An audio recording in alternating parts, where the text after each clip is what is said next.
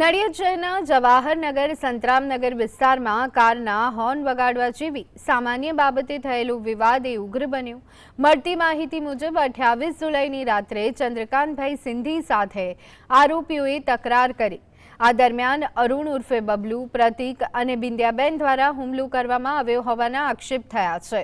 આરોપી અરુણે કારમાંથી ચપ્પુ કાઢી ચંદ્રકાંતભાઈના માથામાં માર્યું હતું, જ્યારે અન્ય આરોપીઓએ મારામારી કરી હતી।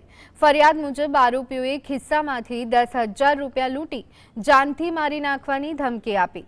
ઝપાઝપી દરમિયાન ચેઇન પણ ગુમ થઈ હોવાનું સામે આવ્યું। સમગ્ર મામલે નડિયાદ ટાઉન પોલીસે ત્રણેય આરોપીઓ સામે ગુનો નોંધી વધુ તપાસ શરૂ કરી છે। અમે झूलेलाल सोसायटी में जता था, पाछळथी गाड़ी वाला हॉर्न मारी आवतो હતો। तो અમે એક બાજુ ગાડી ઊભી રાખીને પૂછ્યું ભાઈ આટલા બધા હોર્ન શું મારે ભાઈ, અને એ પાર્ટી એટલો બધો પીધેલો હતો, પછી ગમે તેવું બોલતો હતો। મેં કહ્યું ભાઈ કોને લીધે તું આટલું બોલે છે?